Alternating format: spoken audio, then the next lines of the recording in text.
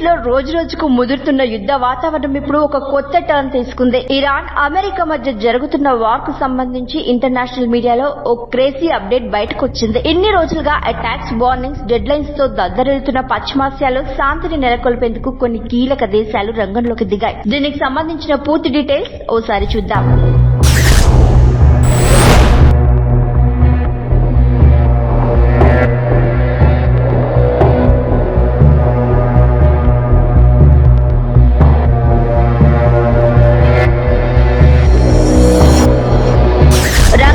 Mediators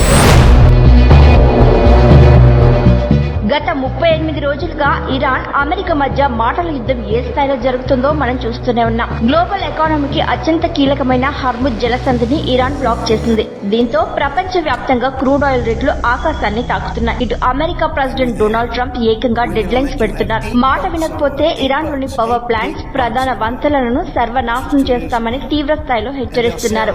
ఇలాంటి peak టైంలో ఈ రెండు దేశాల మధ్య శాంతిని తీసుకురావడానికి పాకిస్తాన్, తుర్కీ, ఈజిప్ట్ దేశాలు ఎంటర్ అయ్యాయి.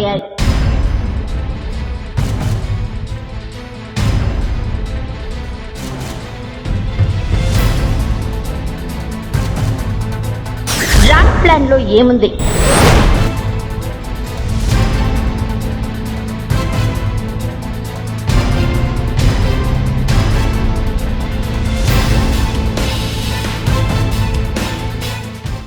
ఈ మూడు దేశాలు ఇప్పుడు మీడియేటర్స్ గా వ్యవహరిస్తున్నాయి. ఇవే ఒక మాస్టర్ ప్లాన్ రెడీ చేసి అమెరికా, ఇరాన్ ప్రభుత్వాల ముందుంచాయి. పాకిస్తాన్, తుర్కీ, ఈజిప్ట్ దేశాలు కలిసి ఒక ప్రత్యేకమైన ముసాయిదా ప్లాన్ ప్రిపేర్ చేశాయి. ఈ ప్లాన్ ను ఇప్పటికే ఇరాన్ రాజధాని టెహ్రాన్ కు, అలాగే అమెరికా రాజధాని వాషింగ్టన్ కు పంపినట్లు సంబంధిత అధికార వర్గాలు వెల్లడించాయి. ఈ డ్రాఫ్ట్ ప్లాన్ లో ప్రధానంగా 2 కండిషన్స్ పెట్టారు.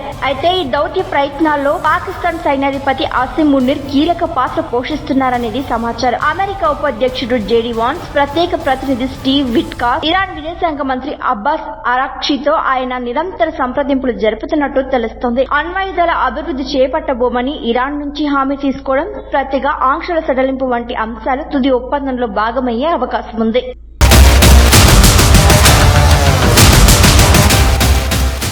ఈ 45 రోజుల కాల్పుల విరమణ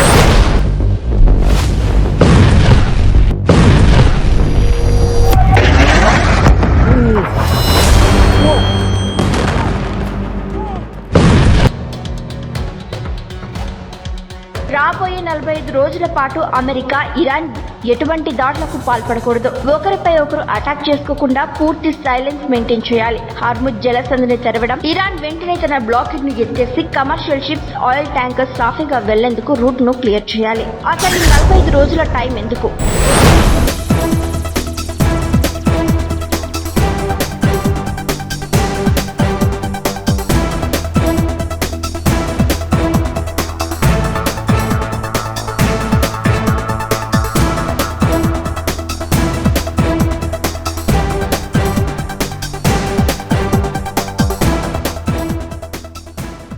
అంటే దీని వెనుక ఒక స్ట్రాంగ్ దౌత్యపరమైన స్ట్రాటజీ ఉంది. ఈ నెలన్నర గ్యాప్ లో యుద్ధ వాతావరణం కాస్త చల్లబడుతోంది. అప్పుడు 2 దేశాల ప్రతినిధులు ఒకే టేబుల్ మీద కూర్చుని ప్రశాంతంగా మాట్లాడుకోవడానికి అవకాశం దొరుకుతుంది. టెంపరీగా కాకుండా పర్మనెంట్ గా శాంతి కోసం డీటెయిల్డ్ గా విస్తృత చర్చలు జరపొచ్చు. ప్రపంచ ఆర్థిక వ్యవస్థ ప్రస్తుతం ఉన్న డేంజర్ జోన్ నుంచి బయటపడాలంటే ఈ చర్చలు జరగడం చాలా అవసరం. ఒకవేళ ఈ డీల్ ఓకే అయితే ప్రపంచ దేశాలకు పెద్ద రిలీఫ్ దొరుకుతుంది. అయితే రేట్లు నార్మల్ స్టేజ్ కు వస్తాయి. ద్రవ్యోల్బణం భయాలు పూర్తిగా తగ్గిపోతాయి. ప్రస్తుతం ఈ డ్రాఫ్ట్ ప్లాన్ ను అమెరికా, ఇరాన్ దేశాలు చాలా సీరియస్ గా స్టడీ చేస్తున్నాయి. అయితే ఇక్కడ అసలు ట్విస్ట్ ఏంటంటే ట్రంప్ ఇప్పటికే సోమవారం వరకు ఇరాన్ కు లాస్ట్ డెడ్ లైన్ ఇచ్చారు. మాట వినకపోతే ఇరాన్ ను అగ్నికి ఆహుతి చేస్తామని ఫైర్ అయ్యారు. నెటిజన్లు సెటైర్లు వేస్తున్నా కూడా ట్రంప్ తన అగ్రెసివ్ స్టాండ్ మార్చుకోలేదు. ఇలాంటి టైంలో ఈ 45 రోజుల కాల్పుల విరమణకు ట్రంప్ ఎలా స్పందిస్తారనేది పెద్ద క్వశ్చన్ మార్క్. అదే సమయంలో ఇరాన్ కూడా తన పట్టు వీడుతుందా అనేది చూడాలి. ఎందుకంటే హార్ముజ్ జలసంధిని మూసేయడం వాళ్లకున్న ఒకే ఒక పెద్ద ఆయుధం. దాన్ని వదిలేయడానికి ఇరాన్ సులభంగా ఒప్పుకోకపోవచ్చు. రాబోయే కొన్ని గంటలు దౌత్యపరంగా చాలా కీలకం కానున్నాయి. ఈ శాంతి ప్రతిపాదనకు ఈ 2 దేశాలు గ్రీన్ సిగ్నల్ ఇస్తాయా, ఏ నిర్ణయం తీసుకుంటాయి అన్నది ఇప్పుడు వరల్డ్ వైడ్ గా తీవ్ర ఉత్కంఠ రేపుతోంది. 2 దేశాల స్పందన కోసం యావత్ ప్రపంచం ఎంతో ఆసక్తిగా చూస్తోంది. చూద్దాం ఈ మీడియేటర్స్ ప్లాన్ ఎంతవరకు వర్కౌట్ అవుతుందో.